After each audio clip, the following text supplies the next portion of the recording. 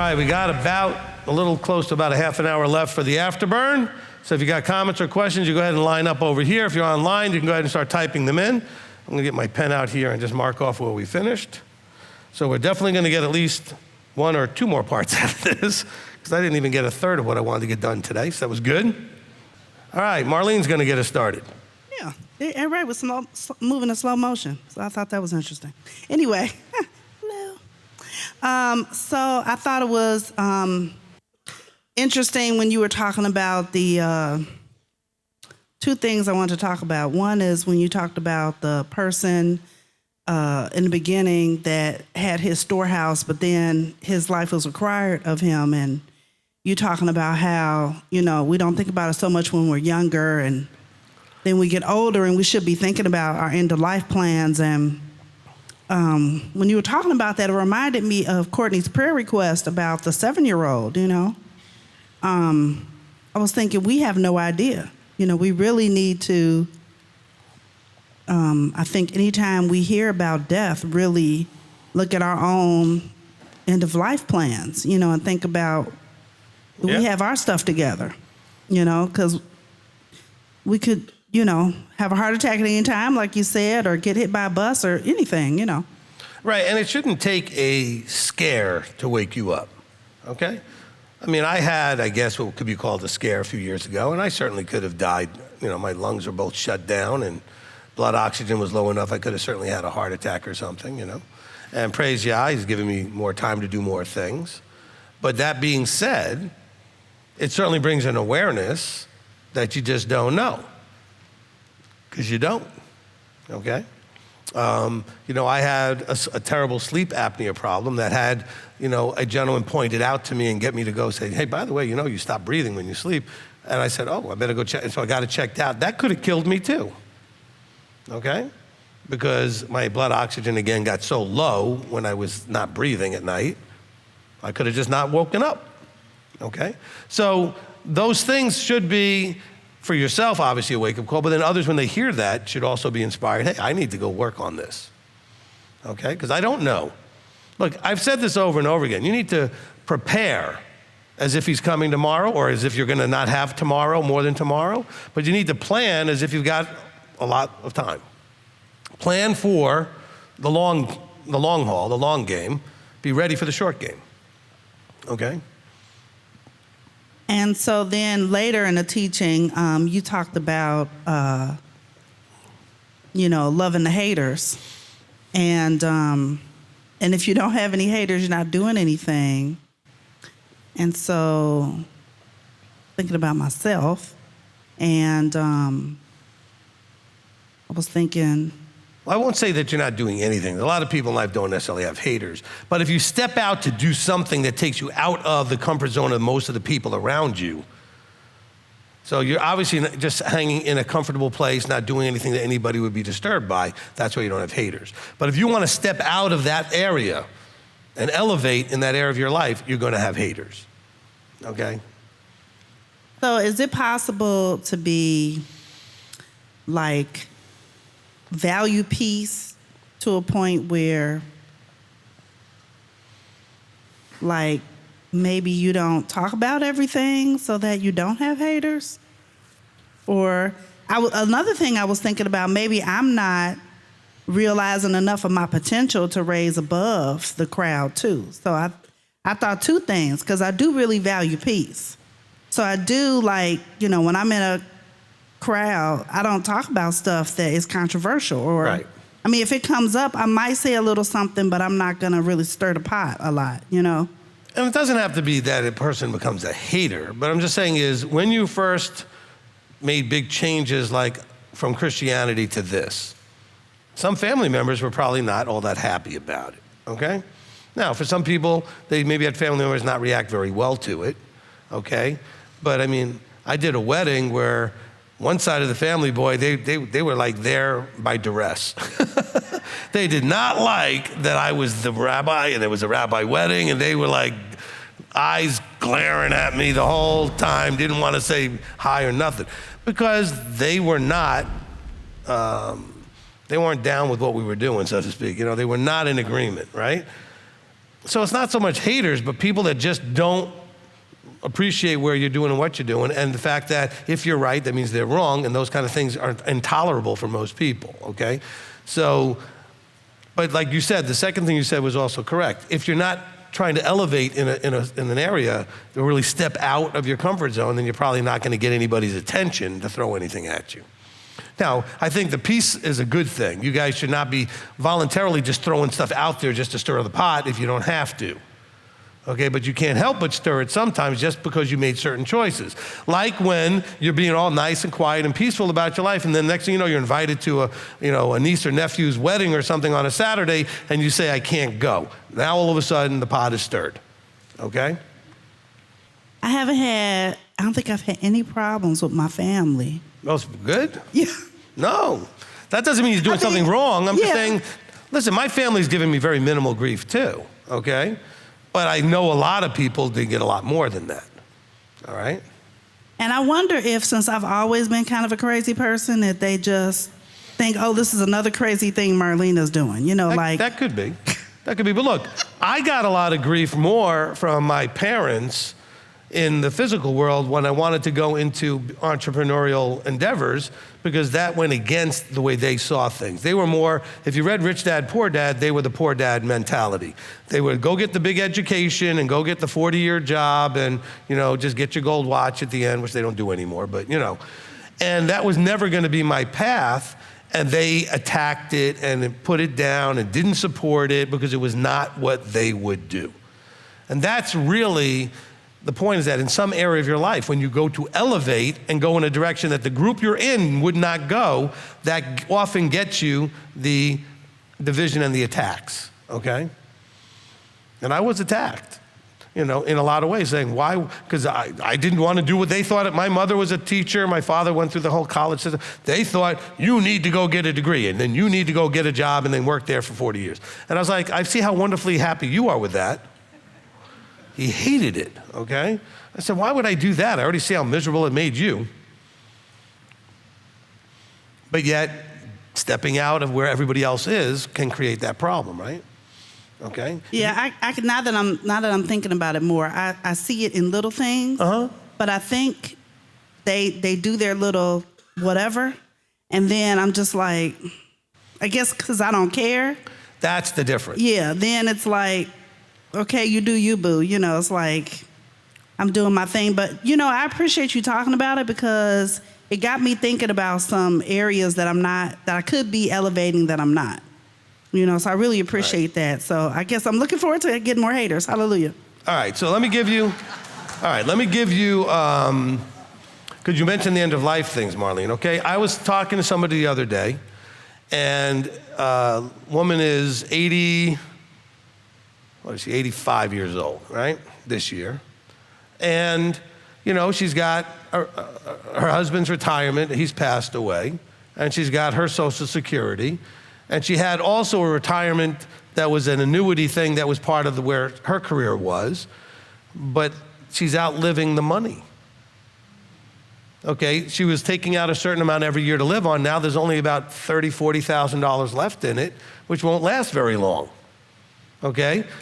Now, if the market still does well, it will not at least lose money because of that, but it's still, she has to take money out of it every year. That's part of the way an annuity works. You have to take, disbursements, which means that reasonably soon it will have zero. Now, you got to remember, whatever retirement thing you have planned, one of the best things and worst things that can happen is you outlive the plan. So you need a plan that you will outlive, as opposed to you outliving the plan. Okay? In other words, you have a plan that will outlive you. You have a plan that doesn't matter how long you're going, it will outlive you. Because if you outlive the plan, now what are you going to do? You don't have any money coming in, you ran out.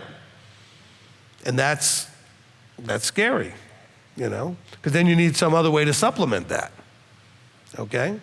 Which, by the way, if you then had a relative that actually figured out how to elevate, that relative could help take care of you, which is the benefit to having wealth. Because then you can help your mother or your grandmother or your aunt or whoever, right? Or maybe it's a sister or something like that, okay? Who is a relative of yours that you can now help. who is not in an age anymore where they could be all that productive, was counting on something to work out and happened to outlive it. Plus, with inflation and everything got more expensive, so the money went quicker. But if you're not planning for all of that, what are you going to do when you get there?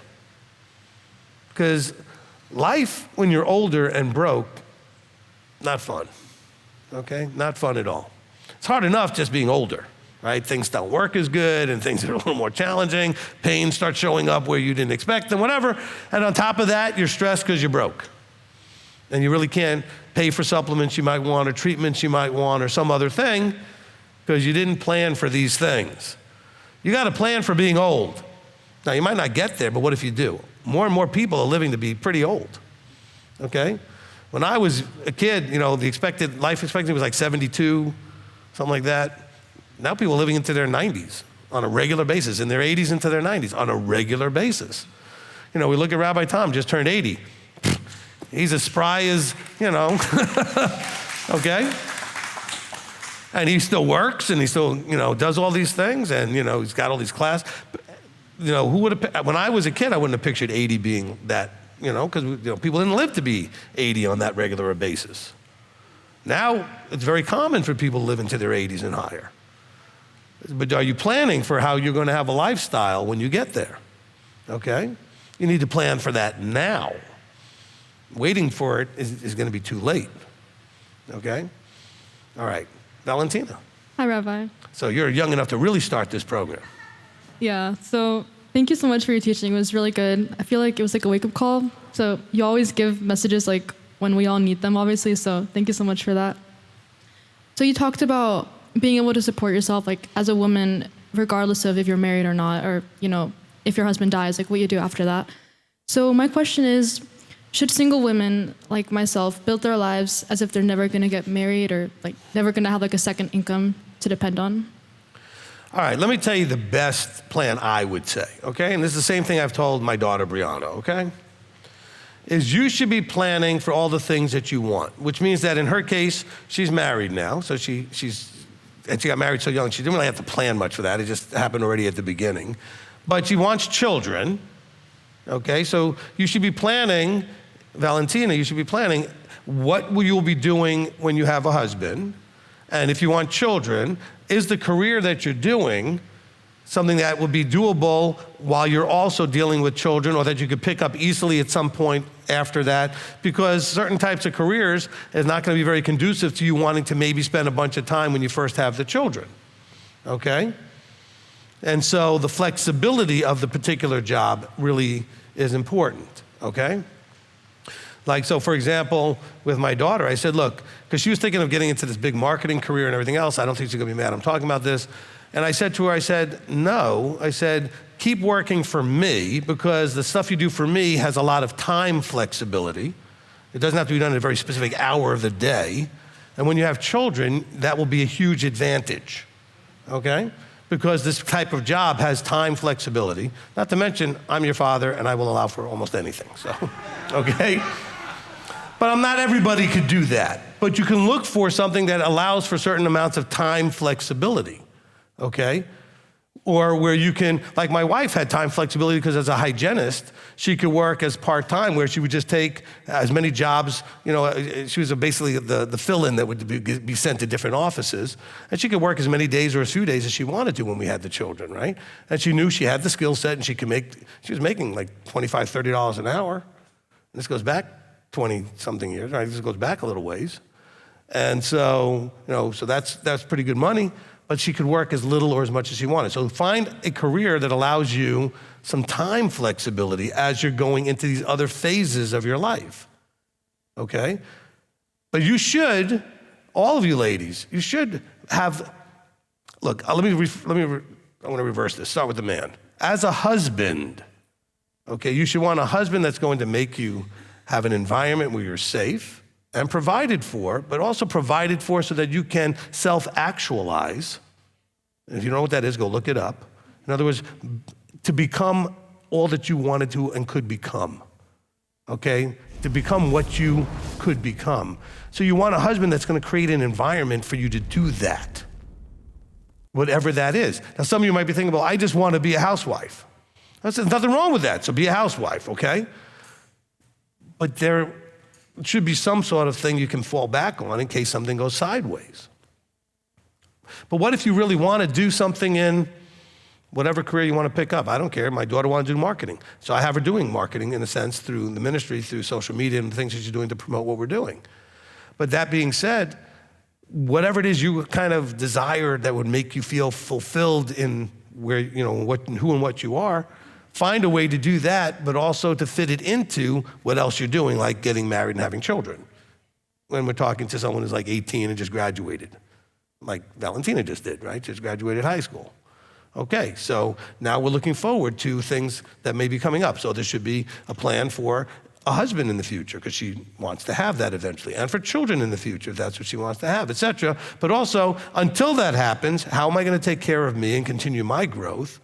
But the most important thing is all of you will feel happiest if you figure out how to self-actualize, okay? How to become what you were meant to become. How do I know what that is? Oh, goodness gracious. You have to figure that out in yourself, okay? What makes you feel the most you, okay? I feel the most me standing here, okay? There's nothing I'd rather be doing but standing in front of a mic and empowering people with things that will impact their lives in an amazingly powerful way. So this, for me, is the most congruent to what I am, all right? Which is why I would do this forever until I can't do it, because I don't do this under duress and just because I have to, right? But there are other people that get up in front of a mic and they're nervous and uncomfortable and it's terrible and all that. Then this is not congruent with who and what you are. But something else might be.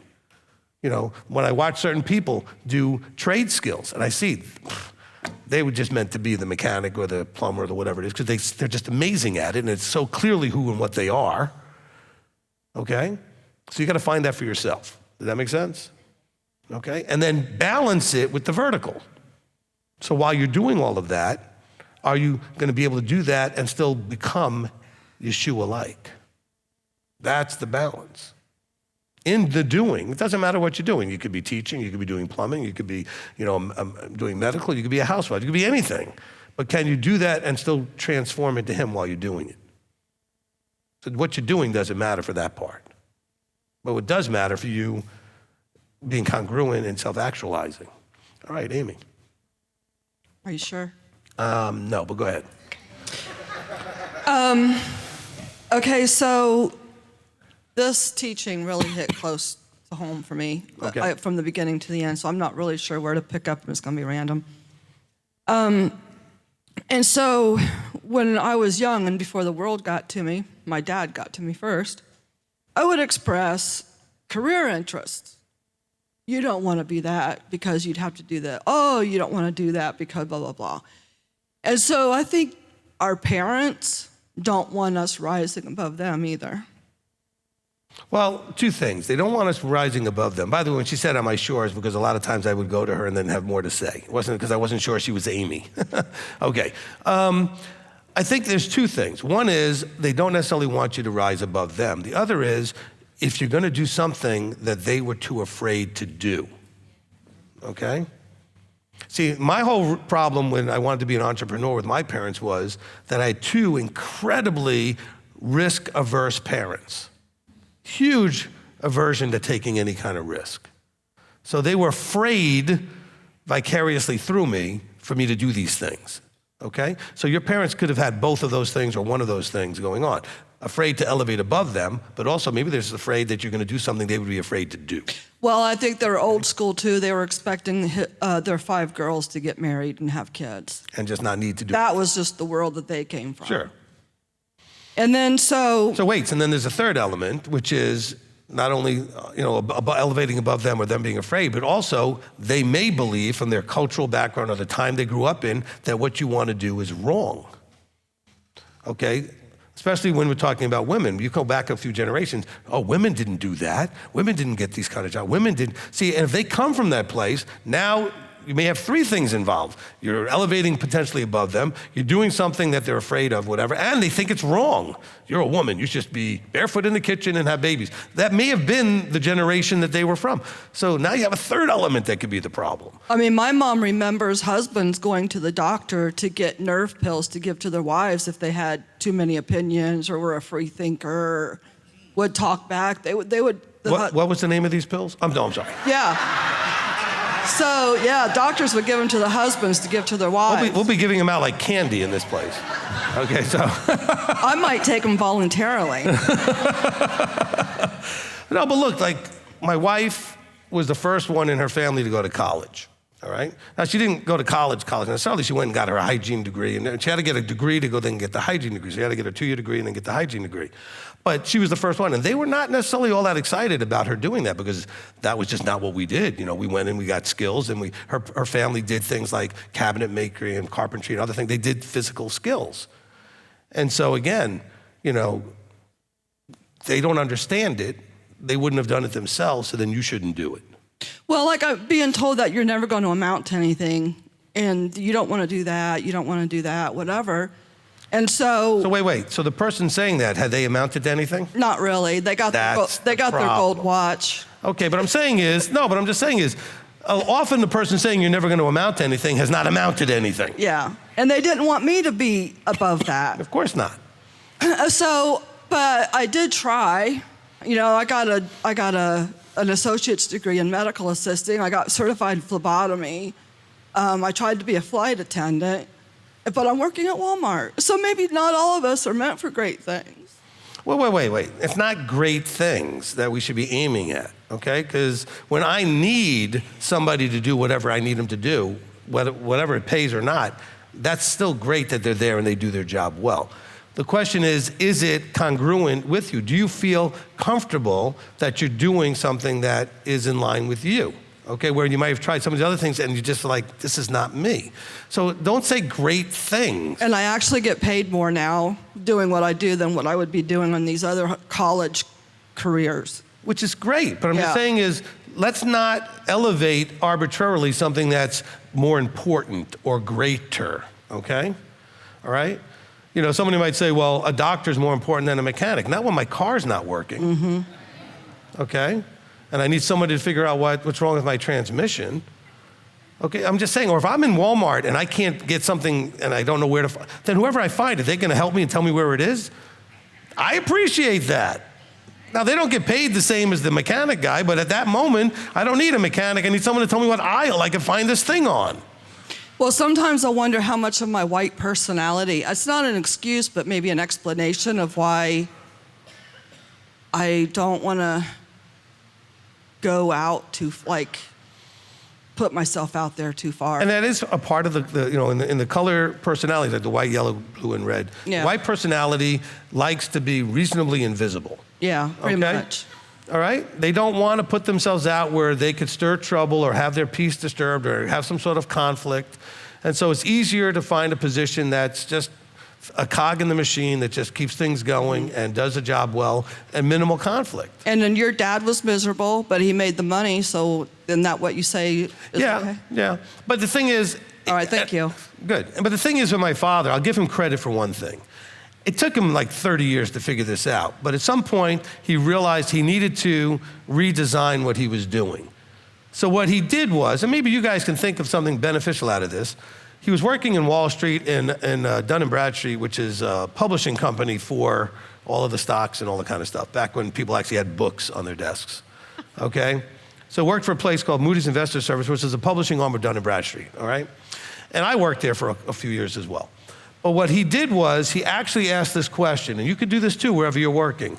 What aspects of my job do I really like and that I'm really good at? And then he realized the thing that he liked the most is when people would ask him to solve a problem. So he actually created a position of an executive problem solver, basically. So nobody in the company actually knew what he did for a living. So he was Chandler, okay, so if you ask him what he actually did, but he basically was available amongst the departments to go in and fix come in there and fix things in terms of whatever it was, okay? But he actually made a pitch to his bosses to give him this position, which they already knew he did a lot of anyway, and knew he was great at it. And all of a sudden, he didn't come home miserable and PO'd at everybody just when he got home from work all day. And he was a miserable human being to deal with because he hated his job, all right? And being blue, whatever color mix that he was, he couldn't handle doing what he didn't like to do, okay? He didn't handle it well at all. Now, he became a lot easier to deal with, not as much as he could have because he had too many years of being miserable, but he was a little less miserable when he started doing something he actually liked. But he created that, okay? That's really, really the point. So, understand that in his case, the biggest thing that I would encourage you to get out of it is that he took proactively, which is very entrepreneurial, so I give him a lot of credit for that. Maybe I influenced that. By the time he finally did this, I was already a teenager starting businesses and stuff. And he proactively created the position that he actually wanted and asked the boss if he could have it, okay? Because he hated the job he had. He was the editor of this handbook, and he didn't like being the editor of the handbook, okay? And his name is still, if you go find old handbooks, his name is in there as the editor. But that wasn't the job, okay? Anyway, so maybe some of you need to do that too. But if you want to look for a new career, first ask the question, what in what I'm doing now and have done all these other things I might have done in my life, what am I good at and what do I like doing? Especially what things am I good at that I like doing? Because maybe you're good at something you don't even like doing, but you happen to be good at it, right? And then try to find a way to monetize that. What kind of careers pay reasonably well to utilize those skill sets? All right, Janet. Rabbi, thank you. I actually asked that question 2 years ago when I decided to specialize in trauma and couples work, or 3 years ago. They asked me to come up with the ideal client, and those were the questions that I had to ask myself. That's what I decided to specialize in, couples and trauma. Everybody needs that, I guess. Elder in the back is going, oh my God. Thank you. This is so good. It reminds me of the good times that we had at the Level Up class that we came on Sundays, and I missed to come because I got so much from it. And I do believe that from that class, so many things came, so many blessings in so many areas. So I really like what you said, what the initial verse when you said, blessed is that servant whom his master shall find so doing. And then I started thinking, how Abba is so wise, we cannot even understand his ways. But I think everything in life has to do with what we do. Every single aspect of our life has to do with what we do. Like health, of course, if I don't go for the run, if I don't eat well, career-wise, everything, relationships, has to do with what we do. And such a great practice that we have this life that he's given us that we don't know how many days we have, but every day is an opportunity to show him, what we do. Amen. So encouraged, Rabbi, by your teaching. Very, Amen. Very good teaching. And then my question was about the planning. Okay, so the servant was... basically, it wasn't that he was lazy. He wasn't planning and he didn't have a balance in his life. So talking about will, my daughter turned to me and said, do you guys have a will? And we started looking into it, but we don't really have one. That's the short answer. And most people don't. Right. But When I say most, I like 90%. Okay. yeah. So that's definitely something that you recommend 100% from what you're saying. Well, I mean, look, Thank if you want what you have to be distributed in a very specific way, then you need to have that. Otherwise, by default, it will go through probate and whatever and go to wherever it goes, okay? Look, as part of planning, okay, if you want to really be smart, well, as you get older and you get to a certain point and you know, for example, that you're running a little low on time, distribute what you can before you go. A whole lot less problematic with probate, a whole lot less problematic taxes and everything else wise. Start giving people what you want to give them by your choice while you're still around. Okay, that's very smart and helpful as well, okay? All right, and I forgot your first name. It's Micah. Hi, Micah. Hey, Shabbat Shalom. Shabbat Shalom. I would just like to point out a couple of things that you have already spoken of, and I made a quick correlation about the two things, being with Matthew chapter 8, verse 22. It says, a certain scribe said unto me, I think he said, I will follow you whatsoever thou goest. And Jesus said to him, the foxes have holes and the birds have their nests, but the Son of Man have nowhere to lay his head. As you're talking about business and setting up your life structure for the younger generation, of course, that they should have their own houses. I think in some customs, it's the man's supposed to go and build a house. Right. Then he goes and gets the hand of the bride from the father, and then he goes into the house and they do the wedding ceremony or whatever, and they come out with the sheets. I know I'm kind of summarizing all that stuff. Right. But doing all that, the focus is on the man, right? Right. The man needs to go out and do all those things, and he needs to provide and have those things ready for that woman, to sustain that woman and to keep her protected and in an environment so she can grow and become her own self, right? Absolutely. Yeah. That's what I was correlating together, and then also, man, there's a lot of good points in that scripture you brought out. The man that came in and stole, right? He came in and he said, if you would have known what time that man's coming in, you would have been up waiting and watching. I made a correlation with that, with the wise women, with the oil. You see, the women that was preparing had enough oil to last. Right. And the ones that were foolish, they didn't have that oil.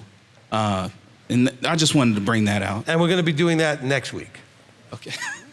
That's in Luke 16. We're going to get to that, actually. Okay, it's coming up next. Yeah, it's coming up next, so that we're going to cover that. So anyway, Micah's new with us, so everybody should welcome Micah. And we're going to recommend to Micah to watch Beware False Prophets, and then he'll stop saying Jesus. Okay. But until that happens, be patient with him. Okay, Rocky. Thanks, Rabbi. I wasn't going to get up here, but then I seen there was 4 women in line and not one man, and I had to get up and say something. I'm serious. I mean, I'm surprised that not more men get up here and share their heart or ask questions or say something. Why do you think that is?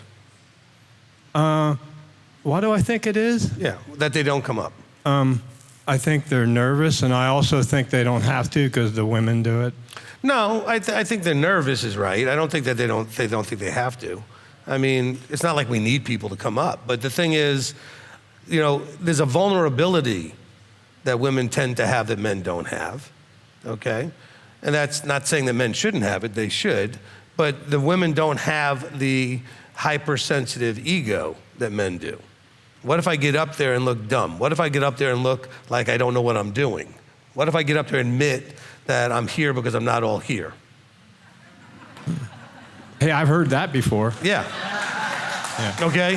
But I'm just saying it takes a certain vulnerability to get up and do that. And a lot of the men have way too much pride and ego to say, I'm struggling, and I need to come up and ask a question because I'm struggling. Because that would mean that others might see them as less than whatever they're trying to project, okay? And guys, you are what you are, whether you think you're projecting it or not. So stop worrying about what you're projecting. Just, if you need help or if you need guidance, you have a question, don't be embarrassed to come up and ask it, but to be vulnerable. Okay, and that's really, now if you don't want to do it in front of everybody for whatever reason, fine, then come and ask it privately. But I think the reason you see the ladies up here much more than the men is because the ladies have no challenge with their pride and ego to say, hey, I have a question, I don't understand something, I'm struggling with something. Men have a much bigger problem with this. And it's not just because we're men, society breeds that into us, okay? I don't seem to have that problem.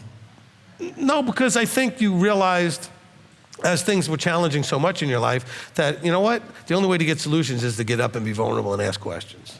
That's right. Because it's not to say you were never this way.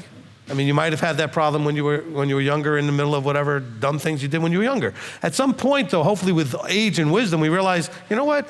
Pride and ego is stupid. It doesn't have any value productive-wise. It's not a productive thing to have when I need to ask questions and be vulnerable and get answers. Yeah. That's important to me. I really don't care what any of you guys think of me, because not one of you guys are going to stand beside me when I stand in front of my Creator. Not one of you is going to be there, not even Rabbi. I'm sure he's going to be cheering me on, but he's not going to be there. Absolutely. Yeah. Absolutely, all right? Well, thank you. I love all you too. Yeah, thank you. No, and look, and when he says what he says, it's the same thing I said. Look, none of you should care, okay, about anybody's opinion unless you know that they care about you, okay? See, a lot of people like to run their mouth because they care about what you did or what you said. They don't care about you. They care about some action that was taken. And that's what they want to run their mouth about. Well, did you know so-and-so did this or so-and-so said that? How do you really feel about so-and-so, though? Do you care about them? Because it doesn't sound like you do, all right? So it's not coming from, so if I come to correct you and we have a relationship, you know it's coming from, I love you and I'm trying to help you, as opposed to, I'm just running my mouth because I don't like what you did or said. Totally different, right? All right, anything else? Oh, I got a lot, but I have to really edit myself. But I looked up this word, trustworthy, and it means to convince. And that makes a lot of sense. I mean, we are to convince him that we're worthy of living forever. It was so important to me as a man to be able to retire and be able to make enough money to take care of my wife and myself, and I was able to do it. And I actually had to retire early at 57.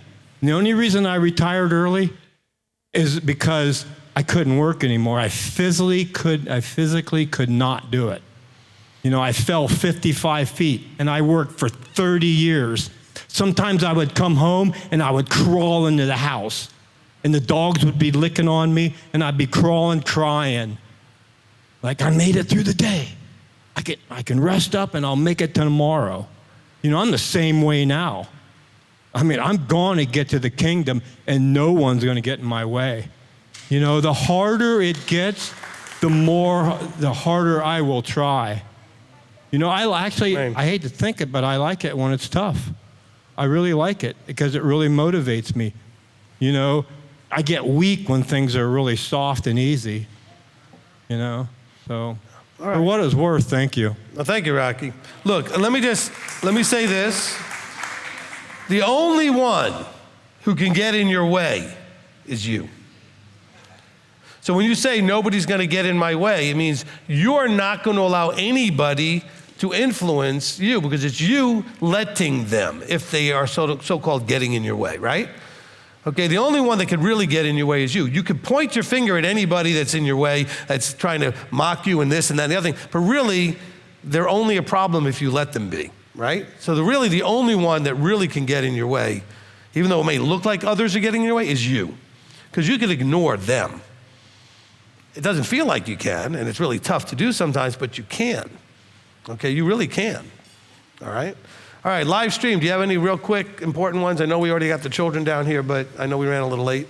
Yeah, I'll ask this one for Monique Edwards. Does the answer you gave to Valentina apply to us ladies that are older, like in our 40s, but unmarried?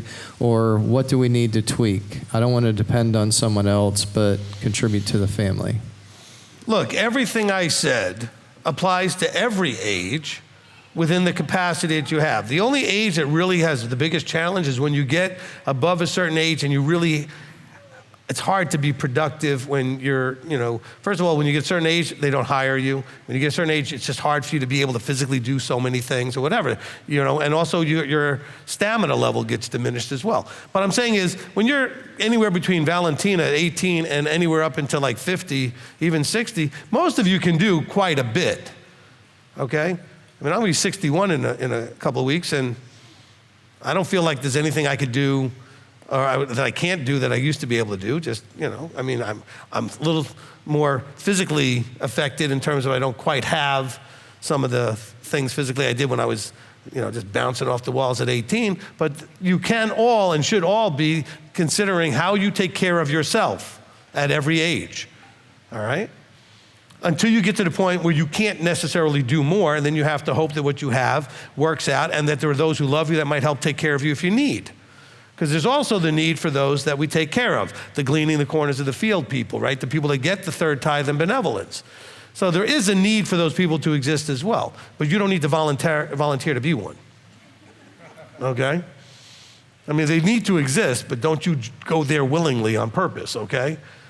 But if you're 40, 50 years old and you're single, okay, ladies, figure out a way to take care of yourself, okay, and provide so that when you're 70 years old, you have a better life than at the moment you're headed towards, okay? Again, when I did this whole destination thing, you are already going from the you are here to somewhere.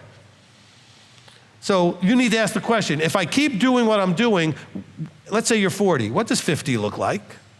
What does 60 look like? What does 70 look like? Because hopefully you get there. And if you don't like the answer to the question, then you need to start doing something different where you are now so that you end up where you want to be at 60, 70, 80, okay? Because you don't want to be like the person 85 years old and is about to run out of money, okay? And they didn't think that would happen. They didn't expect that to happen, but it did, okay? Which meant I had to have a pretty tough conversation with the person, say, okay, look, we need to figure out a better way to work this out, because right now, there's not much you could do to be productive, so how can we make sure to take care of what you have and who can help you, et cetera. But if you don't plan, you will be a burden. And I can promise you, one of the things that makes most of the older ladies especially depressed is they don't want to be anybody's burden. They don't want to be a burden. When they come to me for help, they hate asking for help. They hate to be a burden. They hate to be needing anything. I get that. So work hard if you're younger to not be a burden when you're older. Now, if you happen to be a burden, so to speak, that's okay. We are blessed to help you. So don't feel all beat up and terrible about the fact that you need help. I mean, he intends us to help people. And so if nobody needs help, how are we ever going to do that? So if you happen to need help, and we help a lot of people, that's fine. But if you can prevent that because you're 40 or 30, that by the time you get to be 70 or so or whatever, that you won't need the help, then do that. Then maybe you're helping somebody that needs help. And you get the blessing of that. You know what my favorite thing is? I know I said being up here is one of them. I have you can't see it because it's like in the movies, I have a superhero cape that I have always on, hidden, that I love to pull out when somebody needs help. I like being the hero, so to speak, the one who comes in and helps when you need help, right? Everybody, I think, would like to be able to do that. But you can't do that if you haven't been able to take care of yourself first. But if you could take care of yourself and have still excess, you could be somebody's hero someday.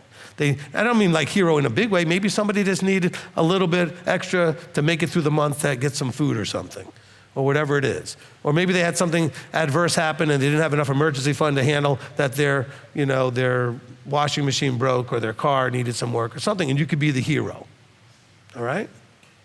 Can't be the hero, though, if you got nothing. Now, I want to be careful what I just said. None of you should just go be the hero for a bunch of people without asking us first, because some of them don't need a hero, they need an adjustment, okay? Because they're creating these kind of dramas and traumas because everybody keeps enabling them. So don't just help them and be the hero. Ask, hey, I have a hero opportunity, what should I do? And we may already know the situation and say, go ahead, it's fine. Or we might say, they need to call us because this is the 47th time they've had this problem and they're not doing anything to fix it when they could, right?